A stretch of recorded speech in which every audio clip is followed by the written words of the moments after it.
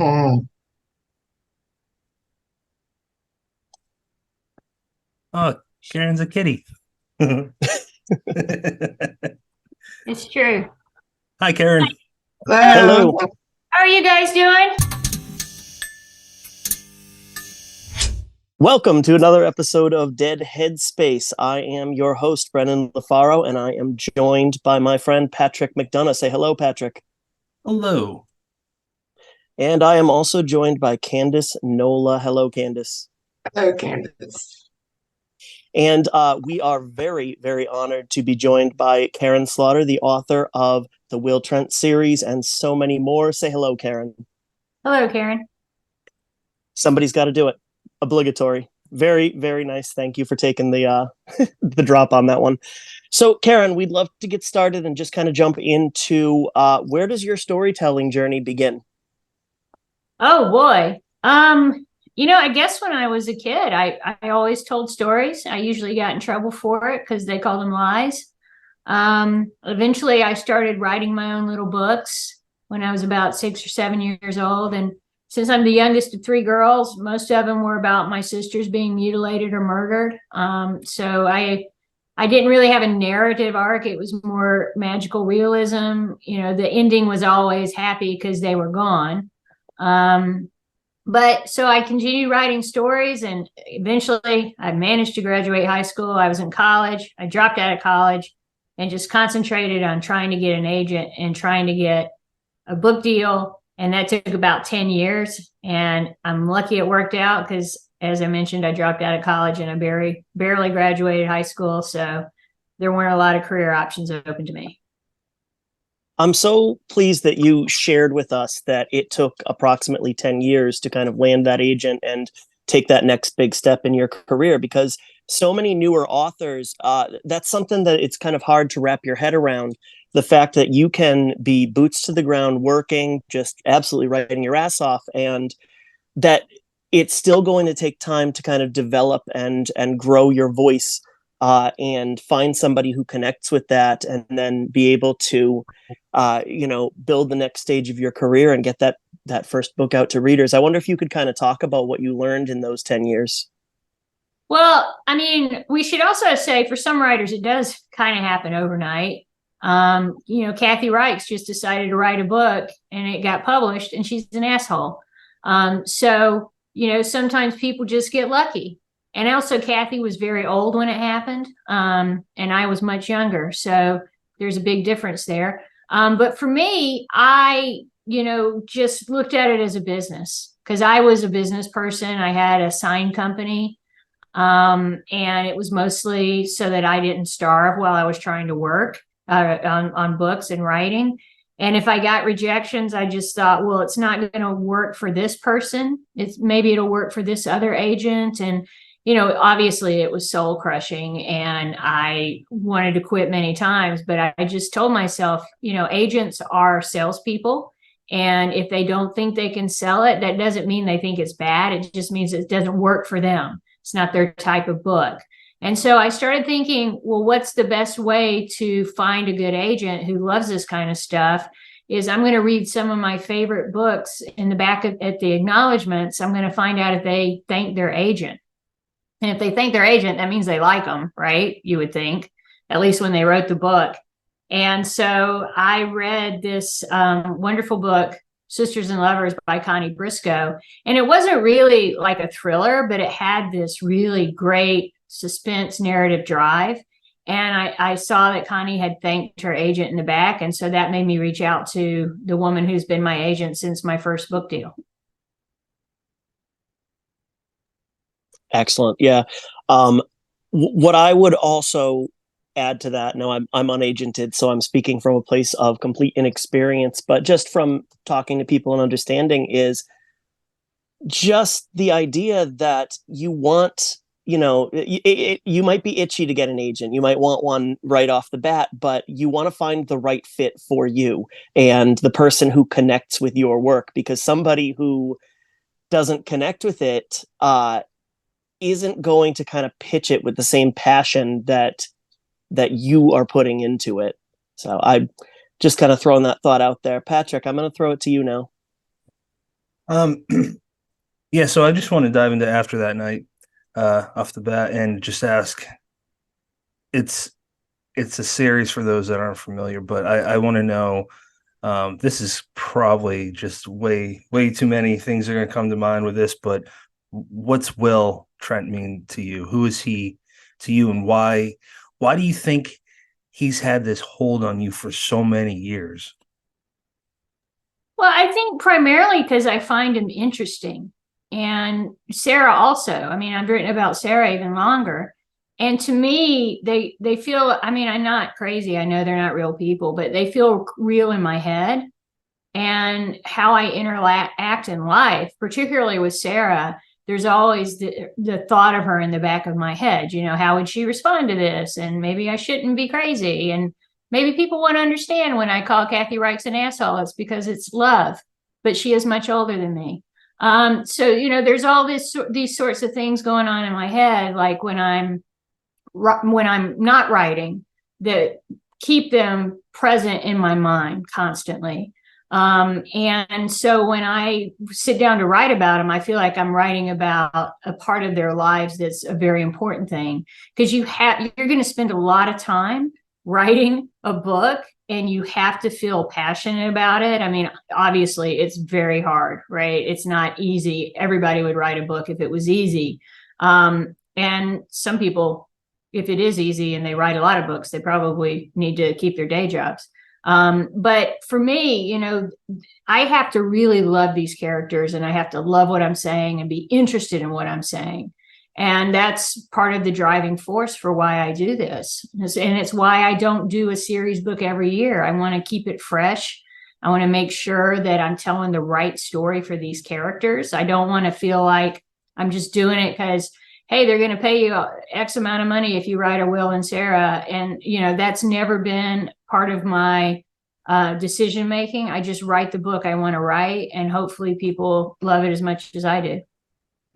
That's interesting. I saw on this interview, I think it was earlier this year with you, there was talks of the Will Trent series, and you said how you were asked something to the effect of like, what are your thoughts on the adaptation?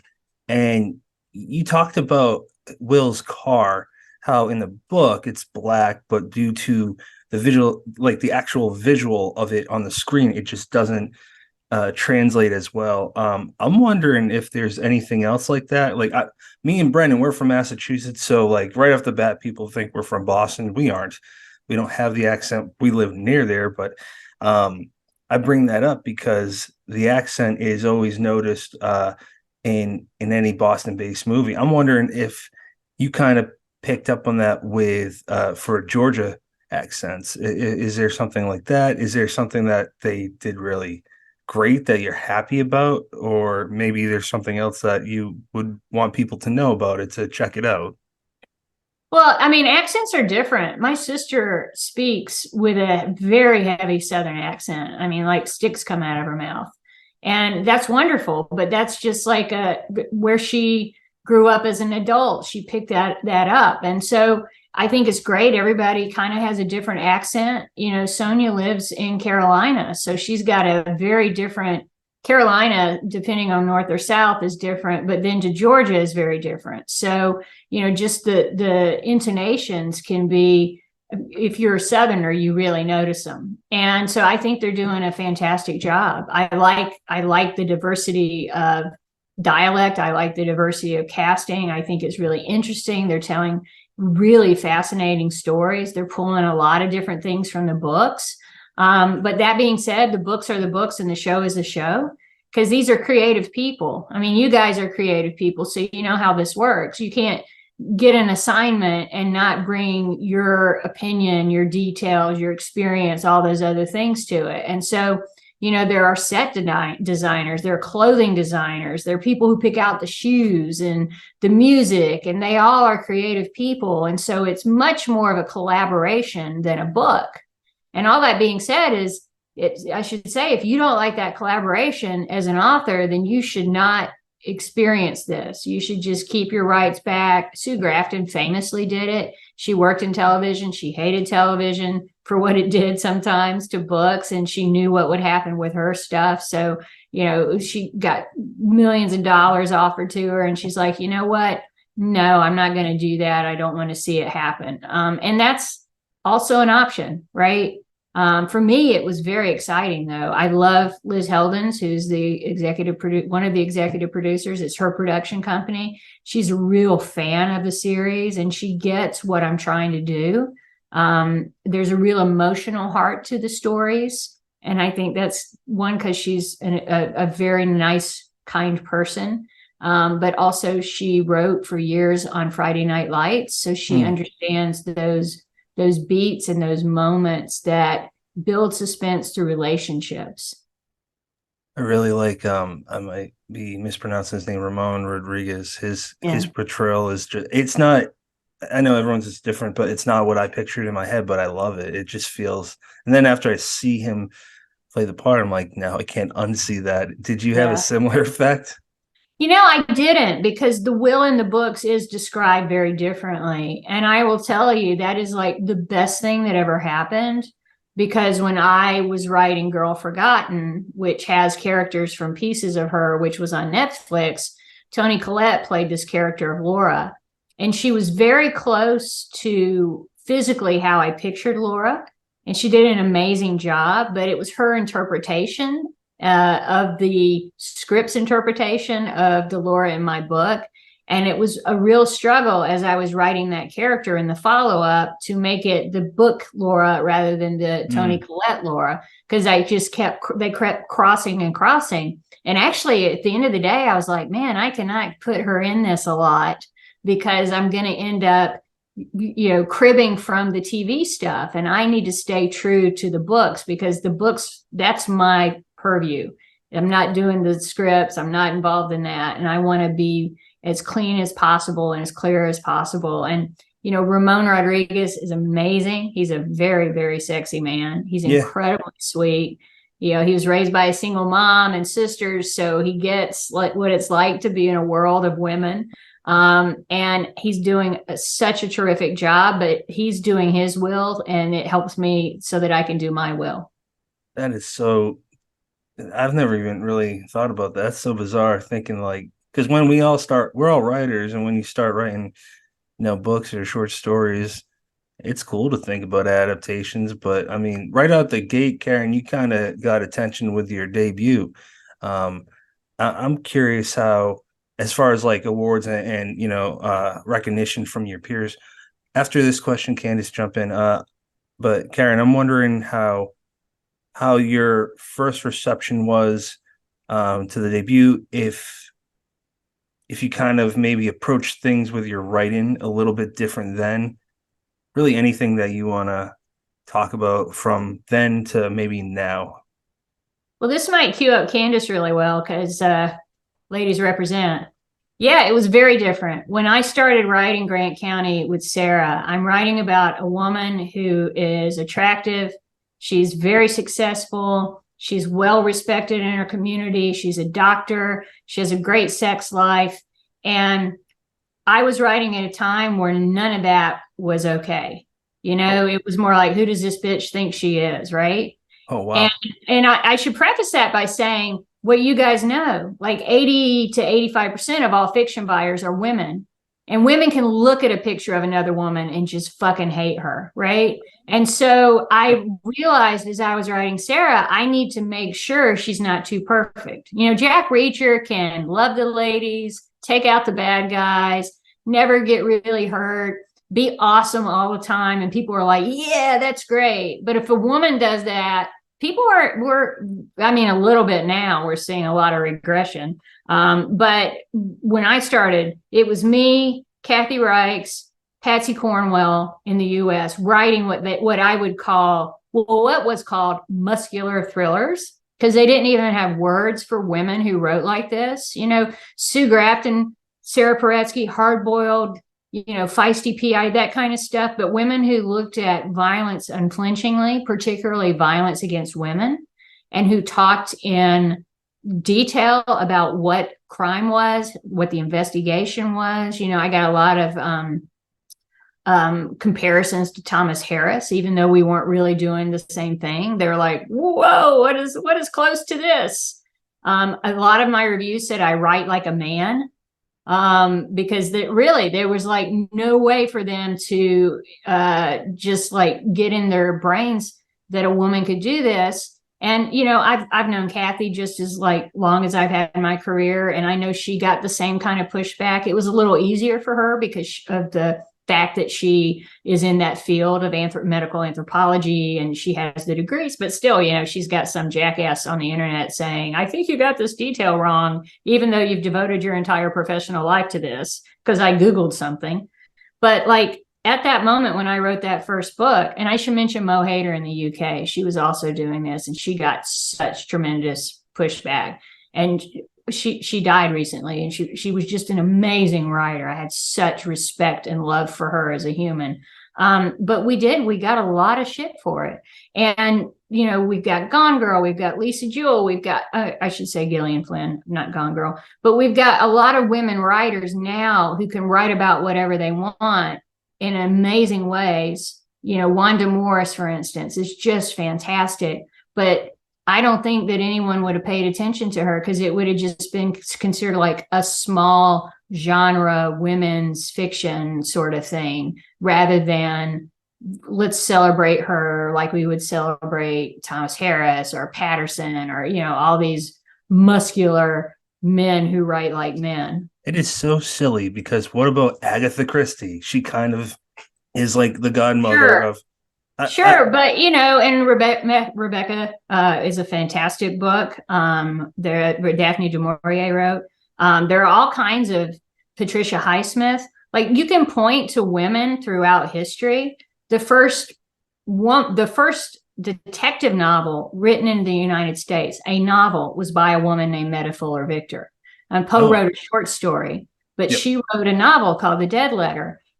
We don't even know her name. Everybody knows Poe, probably because the way he lived his life. But this woman was amazing. She wrote tons of books. She was so successful, she had her own publishing company. Wow. Eden Snow. I might get that wrong. I'm sure somebody will correct me. She wrote the first series detective novel. I can't even remember her name. It's kind of controversial because she didn't believe in women's suffrage. So maybe that's why I don't remember her name. But we talk about these successful women, but we don't celebrate them really. I mean, Agatha Christie, we treat her like she's an outlier, and women sell a lot of books. We get on the bestseller list, but when it's time to talk about the canon or to give awards or that sort of thing, women tend not to be included. I've been nominated for an Edgar, and I looked up the statistics and it was like, wow, I'm only like the 10th woman at the time in 60 plus years. Wow. Patricia Highsmith was awarded posthumously. So, and I will say international thriller writers, which I'm just rolling off the board, which has been, hard to roll. But they have a lot of parity, and they really work, particularly in the last few years, to include women, people of color, to be more reaching out more to the international part. But like when I started, it was super hard for women just to get any kind of respect. Candace, good segue. Yeah. So that was a lot. I actually wanted to speak on a part of that.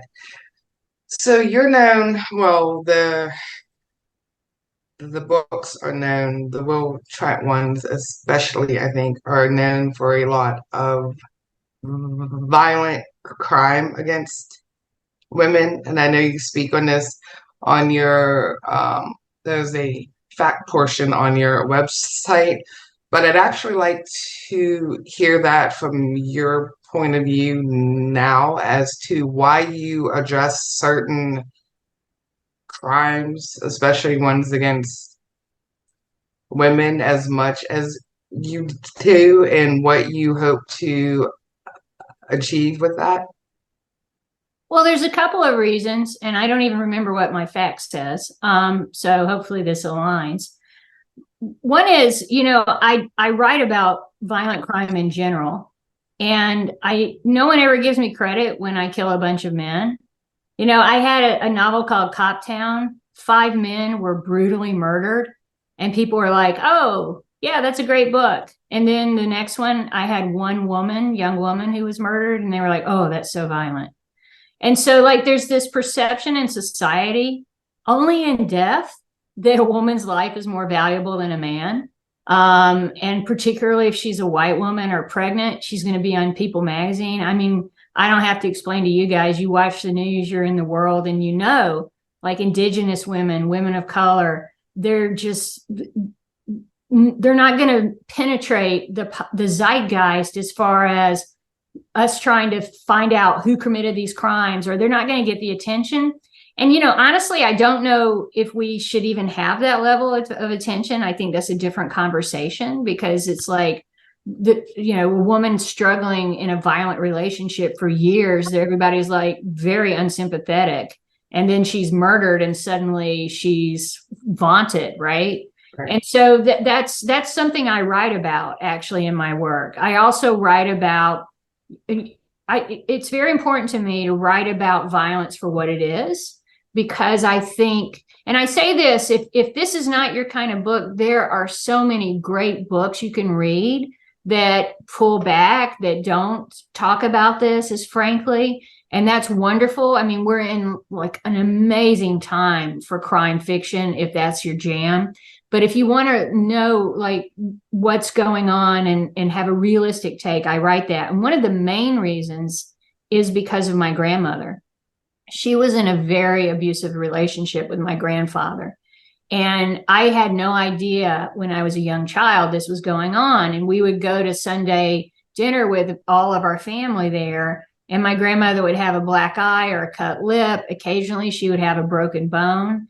And my uncles, who were like these big strapping guys, would tease her about being clumsy. And as I got older, I was like, wow, she is not clumsy. This is my grandfather just beating the hell out of her. And we never talked about it. And I asked my sister, she's like, we don't say anything. It's between them. And I know from personal experience that not saying anything only protected my grandfather. It never, ever protected her. And so you guys are writers. When you start writing a book, you have to decide how honest you want to be, right? How much of yourself you want to put into this, how you're going to handle different themes and tones, and, what the level of lightness or darkness is going to be. And so at the time when I started writing, and still now, there's a softening of language around violence, particularly violence against women. There's a lot of judgment. No one has like their spouse is murdered and the cops are like, well, it's going to be really difficult for you if we find out who did this. You're going to have to go to trial. It's going to be really, really hard. So maybe you don't want to find out who killed this guy. They do that with rape, and it's not completely misplaced, because a lot of women, when they do go to the court system, they get a lot of pushback. And even if the man is convicted, and I'm saying man because this is what's going on in After That Night, but men can also be raped. They can be on the receiving end of domestic violence and all those things. But particularly in this case, 1% of all trials for felony rape end in convictions. And a lot of times the judges are like, well, we shouldn't let this derail this young man's life. Let's, give him a slap on the wrist, or it's pleaded out. And most people don't know that. Most people don't, they think, okay, well, if someone's raped and it's proven, right? Because when we say he said, she said, what we mean is if he said this didn't happen, we're probably going to believe him, right? And so when it happens, we just all assume if it really is something that was bad and it happened, that the justice system will figure it out. And it very rarely does. And so I think it's important to write about that. I think it's important for us to be aware of it as a society, that almost 250,000 women every single year in the United States report being raped, and we don't talk about it. I mean, it's just something that we unless she's pregnant and white and she's murdered in the process, it's just not going to penetrate. And so that's one of the reasons why I write these stories, is because I want to make sure I'm telling these stories of women we don't even hear from, of women who maybe we don't like them, but that doesn't mean they deserve to be raped. Maybe they made bad choices. Everybody makes bad choices. And you know, particularly after that night, I would really like to say, whatever you do, if this happens to you, is the right thing to do. And if you are a friend to this person who this happened to, you have no idea what it's like. And I think taking that judgment off of women who are victims, who are traumatized, would go a long way toward opening up a greater conversation and getting to a point where we don't say, why did she go to that bar? Why did she go with that guy? Why did she stay out? Why was she dressed like that? We say one thing, why did he rape her? Yeah. So along those lines, and you mentioned this at the earlier part of that, do you find you get a lot of pushback against what you write because you're a woman writing it from a very real, very raw point of view that is often overlooked compared to the hundreds and thousands of male writers who constantly write about sexual assault, constantly write about rape, and the woman is always the victim, and it's okay when they write it, no matter what point of view it's written from, no matter how it's written, how realistic or not. It's okay because it's expected, and that's how men write, and blah blah blah. Do you find you get a lot more pushback because you're writing it as a woman I about used this? to. I absolutely used to. You're 100% right. I will say, I'm not one of those not all men, because if you're not that guy, you know it. You don't need a hashtag. But like Mark Billingham, Peter Robinson, Lee Child, you know, they write very well about women. In it's interesting because I know these guys, and you know, they're really good guys, and they want to know what women have to say. They listen to women, and I think it's reflected in their writing. And I did, when I first started out, I wanted to bring a woman's point of view to this crime. And not all my books are about sexual violence, it should be said. But, you know, the thing is, I was only reading a man's perspective. And for a lot of these guys, and I'm not going to say they're all baby boomers, but for a lot of these guys, the answer to a woman who has been raped is to make love to the hero in their book, right? And then she's cured. And there's like two ways you can be after you're sexually assaulted. You are either a Madonna or a whore, right? And you can always tell because she's like smoking cigarettes and riding a motorcycle and drinking and all this stuff. And, you know, still she's like, oh, I can't wait to give this guy a blowjob. You know, so it was like a really unrealistic look at it. And yeah, I wrote very early on, you know, Sarah being sexually assaulted is something that happened before Blindsided. In my first novel, I had a character named Lena Adams, who is a very complicated and unlikable person, right? And our character. And a lot of times people would say like early on, yeah, I'm sorry, I don't like Lena. And I would say, well, that's okay. Because she's really making bad decisions. And she's not the good victim, right? She gets sexually assaulted, and she does what is typical for many women after a sexual assault. You know, some statistics will tell you they're 80% more likely to experience another sexual assault, either from the first abuser, who is generally an acquaintance or someone they know or they're married to, or from someone else. And it's because women are very good at blaming themselves when bad shit happens, and they can put themselves in situations where they are vulnerable. And so this is something I wanted to talk about. You know, Lena ends up with an incredibly abusive guy because she thinks her self-worth is so destroyed that that's what she thinks she should be doing.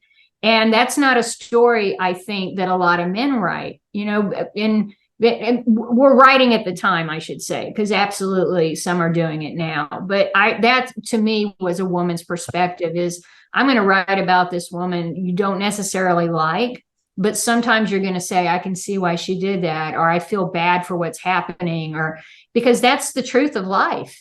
We don't get to pick who we feel sorry for. You know, some people we feel really sorry for, they make horrible mistakes and bad decisions. And, you know, you wouldn't want to be in the same room with them, but they're still human beings and they deserve peace in their life. Yeah. So how about Faith? I really, really liked her. So what can you tell us a little bit about her and what made you write her role in alignment with Will? So the thing about Faith is everybody always, and you guys know this, people ask, where do you get your ideas and how do you do your research, right? And Faith came about because I was writing her at a time when a lot of the women in my life and were becoming parents, which is not anything I would ever want to do because I cannot stand babies. They're very annoying and sticky, just so sticky. And so she's the one I had to do the most research. I still have to do a lot of research. I mean, it's really just anathema to me to have this desire to want children and the patience and, you know, because I just freaking hate them. And, you know, so I read a lot of mommy blogs and it's like, wow, they hate them too. So it's really, you know, a lot of times I'm just reading them because sometimes they're hilarious. These women are hilarious. I don't know if they're drinking, but, you know, they're really funny. But shit that never occurs to me. And I'll read something and I'll think, oh, what if it was this instead? Or what if it's that? Or, you know, I'll listen to my editor, for instance, as she was talking about raising her 2 children and what that was like for her. And I remember she said this thing to me about her kid. So my editor had a really, really bad cold. And I said, just drug yourself and go to sleep. And she's like, I can't because my kid might need me. I was like, I'm so glad I do not have a kid because there is no way. I mean, I just like lock them in the closet, right? And just glug some NyQuil. I just don't have the stamina for that. And so that's something I write about. But also, I'm Gen X, man. I mean, we had the teenage pregnancy crisis.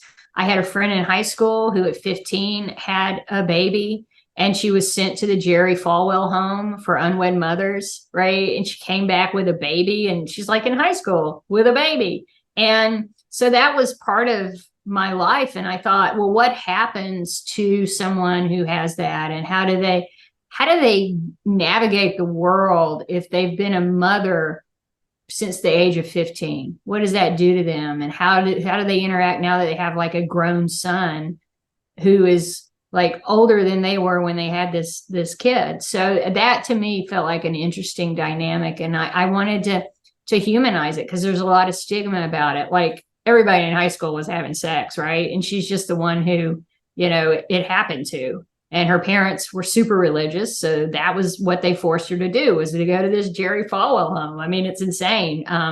But so I thought that would be a really interesting thing to show her humanity and to show, you know, this is what happens next. Yeah. Patrick? I'm going to jump in if you don't mind. I like that we got, we're kind of back to this character that spans the series.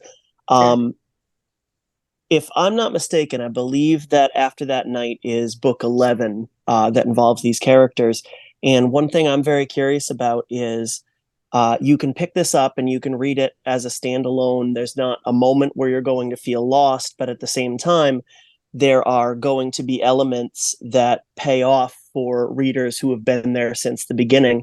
And I wonder, when you write a book this far into the series, how do you balance that? Create something that's totally standalone, but that also rewards the people who've been with you since the beginning. I mean, you're exactly right. That's the tightrope you have to walk with series, particularly as you get more into the series. And it's easier now than it was in the beginning. I will say that even though I tried to do it, the first 3 Grant County books kind of rely on each other in a way that I now, as a writer, have more discipline about.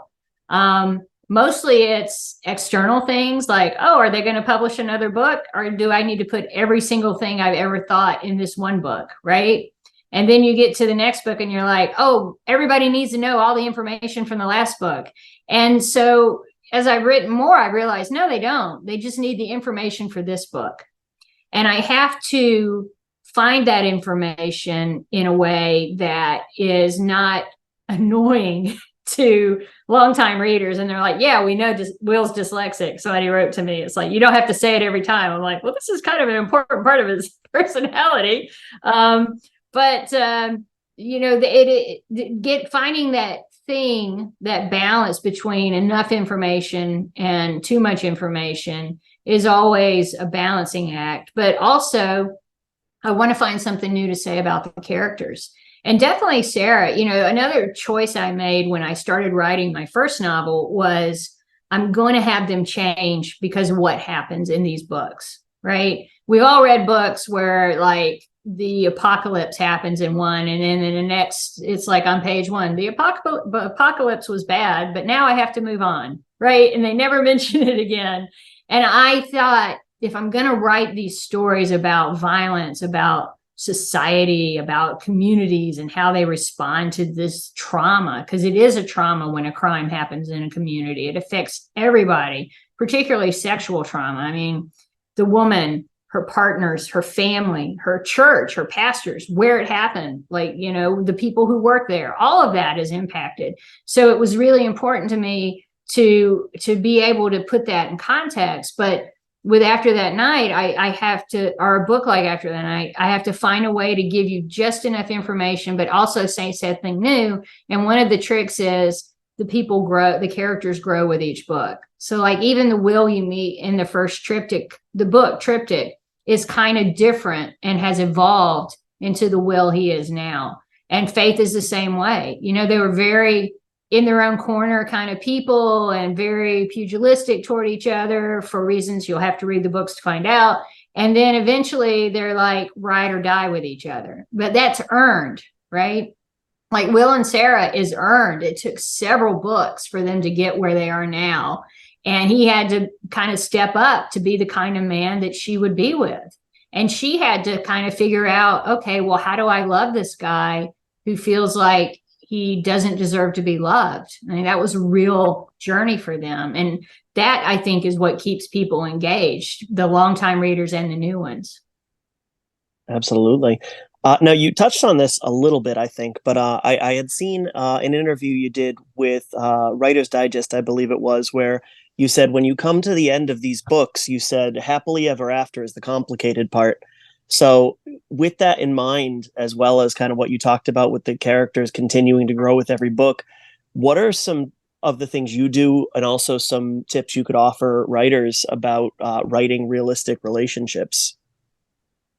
Well, it helps to be in one. Not necessarily. I mean, we all know about loners. F. Scott Fitzgerald was really horrible to Zelda, and he still wrote, well, I wouldn't say complicated, but relationships people were interested in. But it is a challenge when people are happy.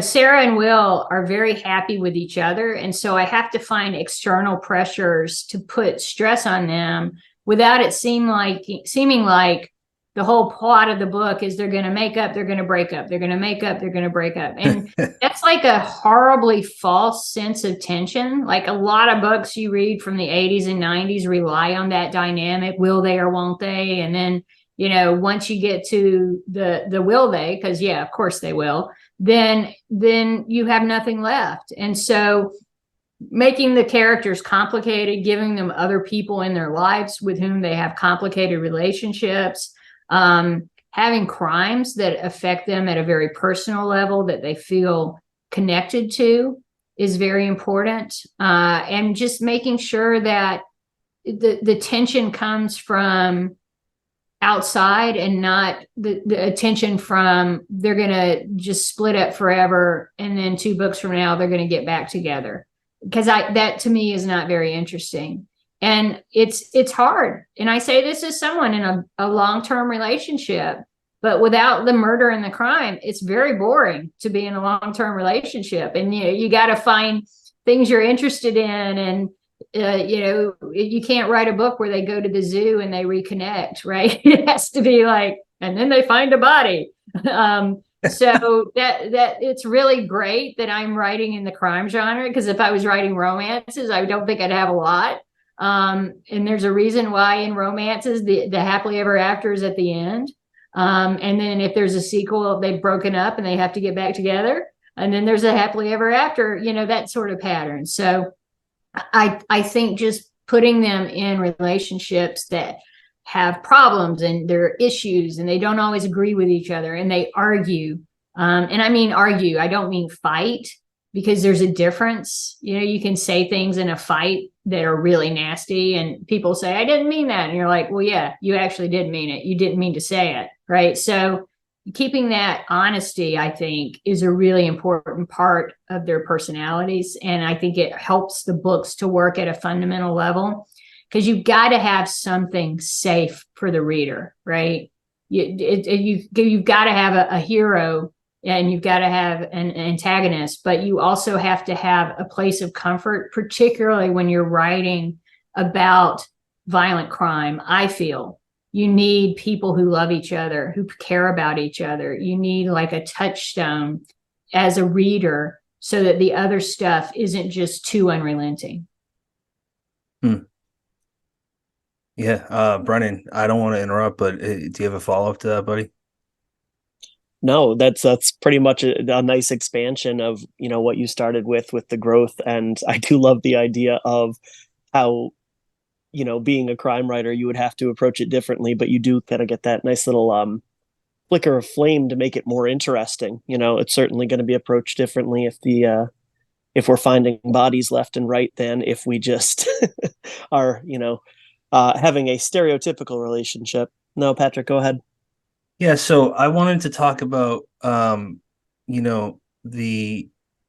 don't know what else to call it, the rape culture, the view on it. Because there's a really famous one from 1983. Some of you might know, some of you might not. It was in New Bedford, Massachusetts. Cheryl Araujo, might be mispronouncing her name. Basically, she was going to get cigarettes, went into the store that she goes into normally was closed. She went to this tavern and she was raped. And it's said that there were men, just like, she didn't know how many men, but there were men just basically rooting them on. And eventually she escaped, ran out of the street like half naked. It got national attention, and it just like she was already the victim of a terrible thing. And then it turned into, because I was heavily, I don't know if it still is, but it was a heavily Portuguese area. And it turned into like they kind of viewed people that should have her back, kind of viewed it as like, well, now everyone's anti-immigrants, they're against Portuguese and this and that. And basically the whole media, the trial, everything, every step, it just, I can't imagine the pain she went through. She eventually died of a car accident when she was 25, but I just kind of wanted to throw that out there. It's a case that there's documentaries out there. And for anyone that's interested to learn like how terrible it is, that's a pretty big case from where Brennan and I are from. And there's really no follow-up to that. I just wanted to throw that out there. But I do have a happy comment from TJ Trenchel. And he said, please ask Karin how she ended up on the mini golf show. Holy moly. Oh, wow. Going back to what you said, I know that case, and there are cases still happening very similar to that. There's just like this. It's awful. It's reflex awful to protect the man and not worry about the woman. And I would also just like, before we get to putt-putt, to say, I think we should investigate why when a man comes forward, I'm saying this because of Boston probably, but when a man comes forward and says, I was raped as a child, we're like, oh, he's so brave. We need to support him. And a woman says it and they're like, why did she wait so long? Is she telling the truth? So That's one of the things that go hand in hand with that is like to protect men at the cost of women. And again, it's something we do as a society. Women are the worst perpetrators. But that leads us to Holy Moly. I got one thing to tag onto that it's not terrible like that, but it kind of is on a societal level. Is like I got two sons. One's 3.5. The other one's just turned a month yesterday. I think it was yesterday. I bring that up because if I'm just out with them, just me and my son, sometimes, my wife's doing whatever. I've literally heard, because they say directly to me, like usually moms say, "You're such a great dad," and that's so weird because like my wife can do that. Jack shit, won't hear anything. I don't get it. I don't understand it.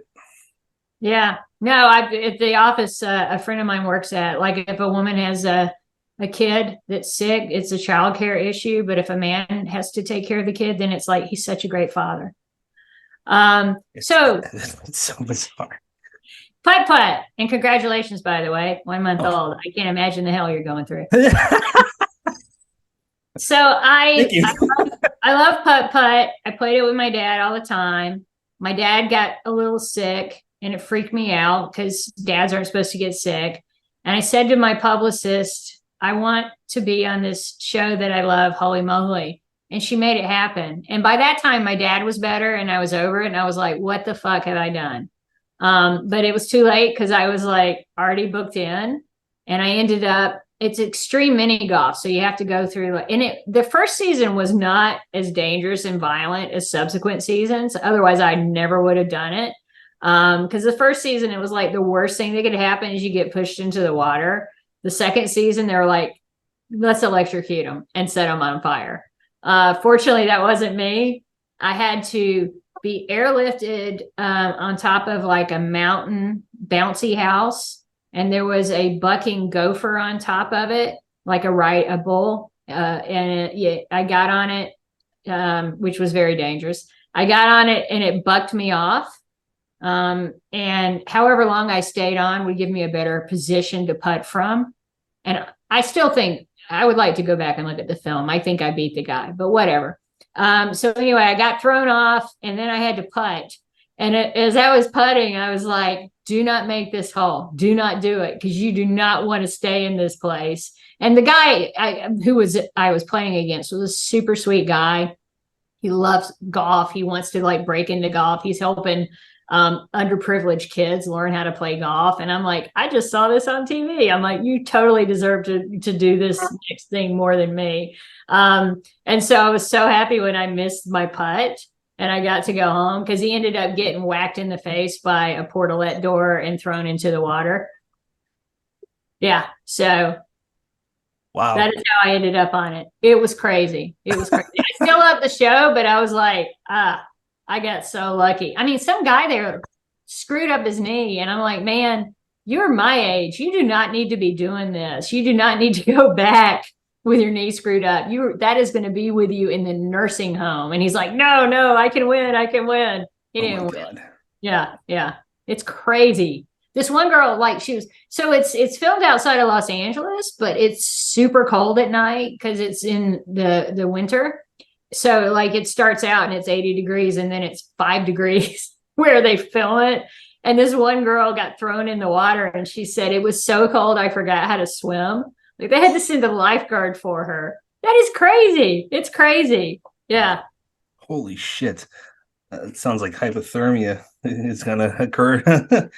Is there anything about after that night that you would like potential readers, old or new, to know about what to expect with this book? Anything that we might not have gone over yet? Well, I mean, we've talked about some heavy themes, but it's also just a thriller, right? So if you want to take it to the beach or on the airplane and there's twists and turns and sex and murder and chihuahuas, that's all there. If you want a deeper meaning, that's there. I mean, that's the fun of writing a crime novel is you have to always be conscious that you can't subvert the plot for an issue or for a theme or whatever. The novel has to be a pulse pounding, seat of your pants, want to turn every page thriller, Otherwise, none of it matters. Why write a thriller if you want a polemic, right? So to me, that's what's important when I write the books. First and foremost, I want to entertain people. And if it makes them think about some things, that's great. And I think that's the joy of being a writer, is you get to write one book that can appeal to all sorts of readers.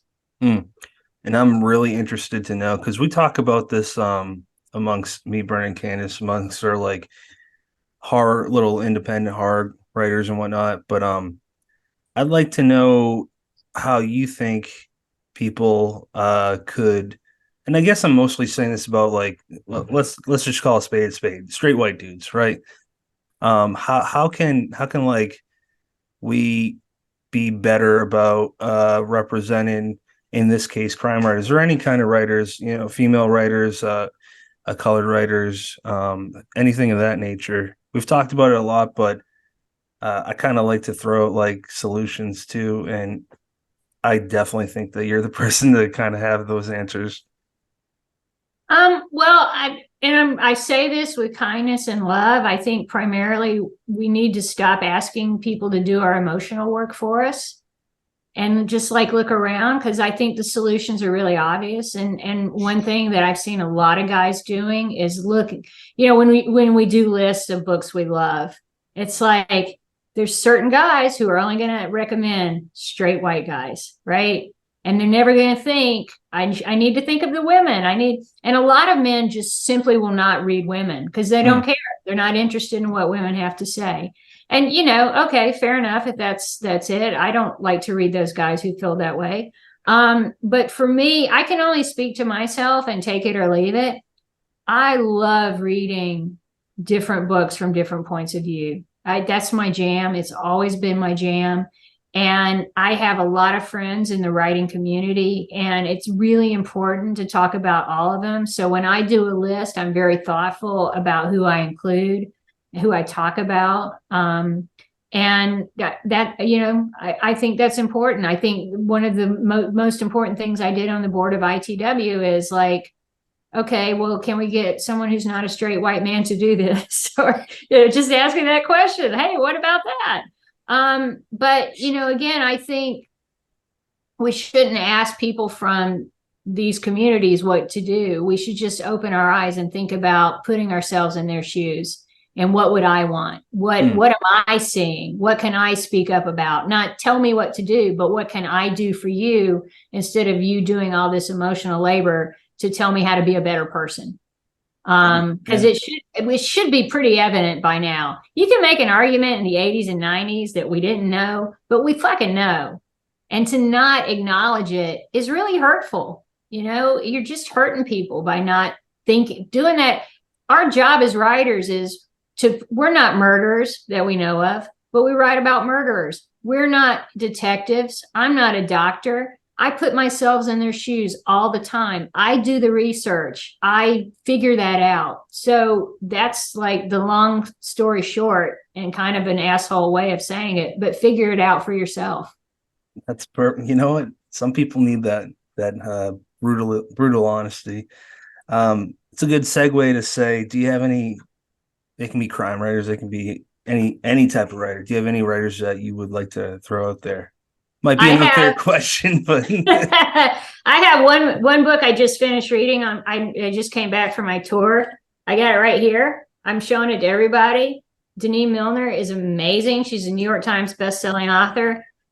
She's a really good writer. Like every word is like a kiss on the mouth. It's just so beautifully written. I love everything she does. I love Alistair Burke. I love Lisa Gardner, Lisa Unger, Jennifer Hillier. Dervla McTiernan, she's Irish, but you can forgive her for that. Kathy Reichs is still pumping out amazing stuff. Every Lee Child I'm going to show up for, Mike Connolly, Jeff Deaver, the usual suspects, but also Steph Cha. Holy crap, the stuff she's doing is just like, wow. I mean, we all started writing because we read a book that inspired us. And I still get that. Like I read My Sister, the Serial Killer, and I'm like, God damn, this is amazing and makes me want to like be a better writer. And that is why I talk about this is kind of a golden age for crime writing. I don't think the last one was, because it was like a golden age for a certain type of writer. This to me is the real golden age, because we're getting so many disparate voices, so many perspectives and understanding. And I mean, that I just love it. I love everything about it. And I want more from all of these writers. That's amazing. Yeah, I just want to throw a few up there. Then I'm going to say Candace and Brennan, and then we'll kind of wind down. First off, I want to say we got Sina Palayo. She writes crime and horror amongst a few other things, but Children of Chicago, it's just a fantastic, fantastic book. And then next, it's one of our three of our favorites, S.A. Cosby. My favorite book by him is Blacktop Wasteland. I know Brennan would go with Razorblade Tears. Candace, I gotta ask you, what's yours? Of All of Sean them. of Sean's books. All That's not a good enough answer. All of them, but Razorblade Tears, I think, is probably my number one at the moment. So, but I was lucky enough that I got to read the newest one sort of as he was writing it. So that might be a personal favorite. There you go. And then Jordan Harper wrote a really excellent one called She Rides Shotgun. That's just, I know that inspired Sean, S.A. Cosby.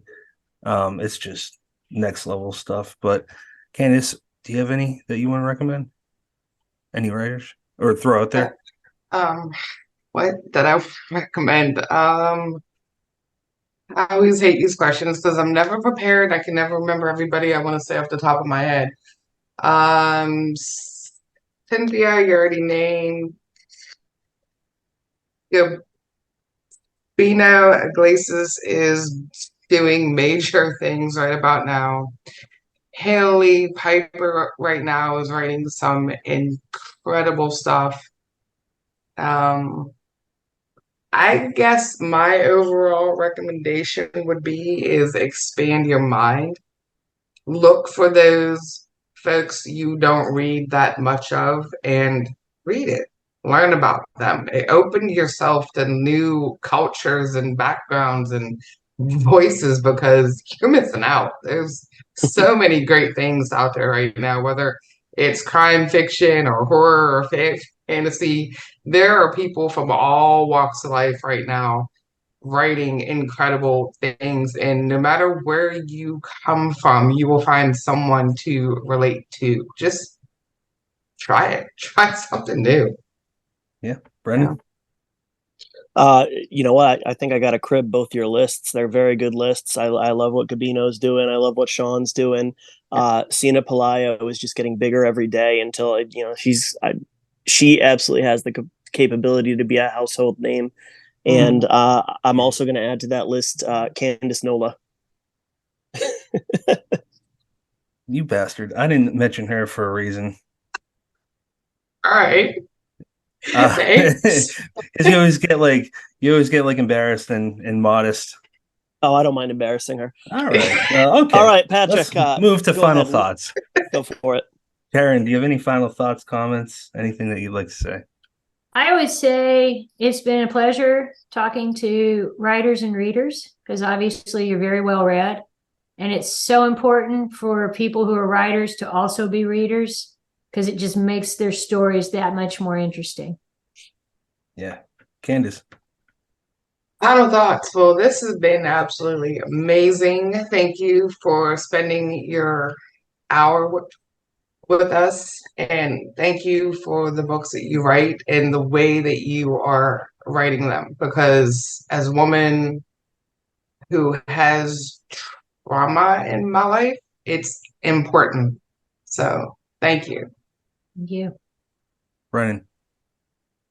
You know what, Karen, you said it absolute best. You said that After That Night is this nice balance of, this is a book you could read on the plane or at the beach, but at the same time, it does dive deeper into those topics. Like, a lot of the stuff that you and Candace went back and forth on very poignant, thoughtful stuff, really on, some heavy topics. And you can find that all in here. It can start that conversation, but it does, have that brilliant bullet pacing that a thriller needs. So complete package. And I think that people will love it. And like we said, if you are a fan of the series, this is a great one.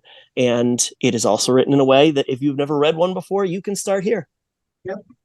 Thank you. My final thoughts are all three of us were really excited when we knew that we were going to talk to you. It's truly an honor, and hope it's not the first and last time. And we just want to thank you for that. And listeners, I know that you guys are probably very excited about this, and we appreciate your time as always. Next week, we're going to be talking with Clay McLeod Chapman, talk about his upcoming book.